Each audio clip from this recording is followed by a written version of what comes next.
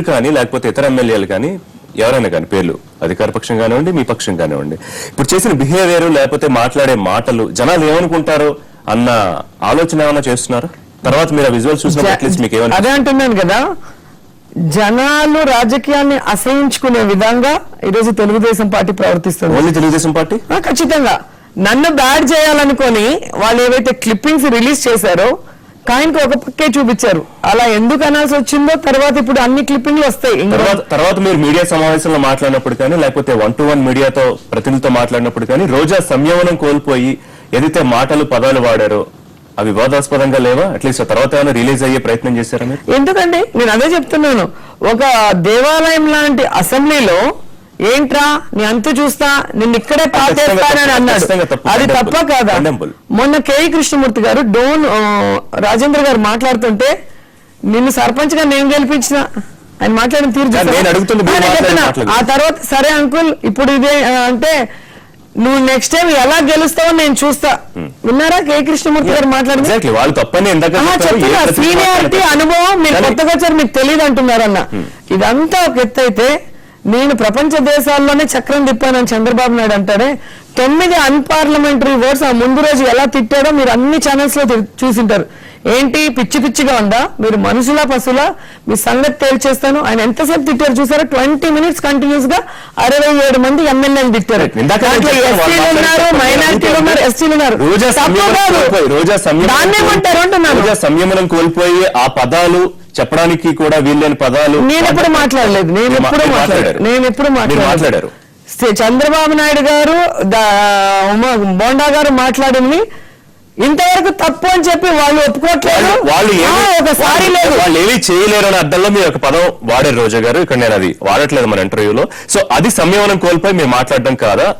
ఒక ఆడదాన్ని అనేసి ఆడదానికి వీక్ పాయింట్ ఏంటి? శీలం లేదా ప్రాణం. మిమ్మల్ని టార్గెట్ చేస్తున్నారు, గవర్నమెంట్ ఉంది, మరి మీరు లేడీ కదా ఏదైనా చేస్తే అనేది తన యొక్క క్వశ్చన్.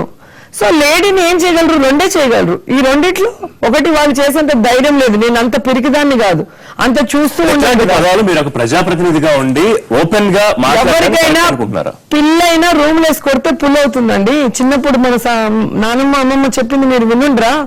సరే ఒక ఆడపిల్ల కదా అని చెప్పేసి ప్రతిసారి ప్రతి ఒక్కరు నా క్యారెక్టర్ గురించో లేదా నా దీని గురించో లేకపోతే నా ఐరన్ లెగ్ అనేసి నా సెంటిమెంట్ గురించో మాట్లాడుతుంటే నాకు ఒక మనస్సాక్షి ఉంటుంది, నాకు ఒక ఫ్యామిలీ ఉంటుంది. నా ఇంట్లో నా బిడ్డలు టీవీ చూసి బాధపడుతున్నారు, ఏం మమ్మీ నేను ఇలా అంటున్నారని. సో ప్రతిసారి నేను మాట పడలేను కదా. ఒక మనిషి అన్నాక నేనేం గొడ్డు కాదు చెట్టు కాదు, నేను మనిషిని. సో 100 సార్లు నన్ను అన్నప్పుడు ఒకసారైనా నాకు కోపం అనేది వస్తుంది. ఆ సంగతి వాళ్ళకి తెలిసి రెచ్చగొట్టారంటే ఆ రెచ్చగొట్టే విధాన్ని ఆపాల్సిన బాధ్యత స్పీకర్ది.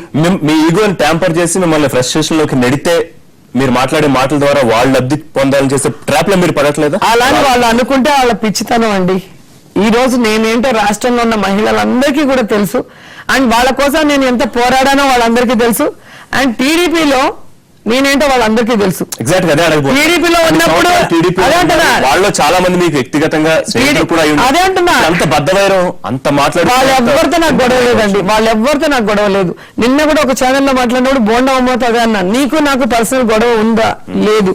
నేను నీ సైడ్ తిరిగాను, అసెంబ్లీలో కూడా నేను ఆయన సైడ్ తిరగలా.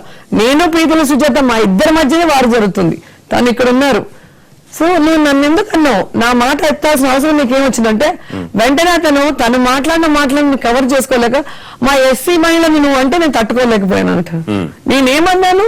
తను అన్నదానికి రిప్లై ఇచ్చాను. నేను ఆమెను అవమానంగా మాట్లాడలేదు. ఘాట్ ఏముంది దాంట్లో?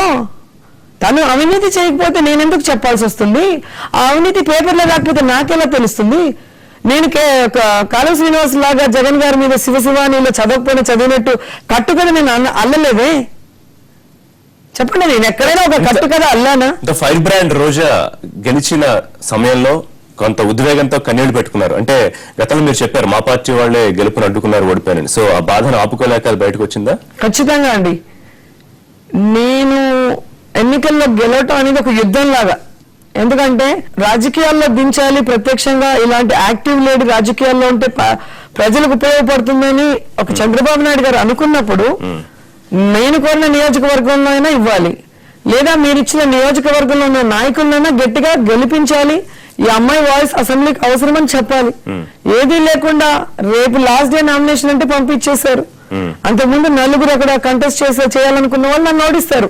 ఎందుకంటే నా ఏజ్ చిన్నది కాబట్టి నేను ఒకసారి గెలిస్తే అక్కడే ఉండిపోతాను, పాతుకుపోతానన్న భయం.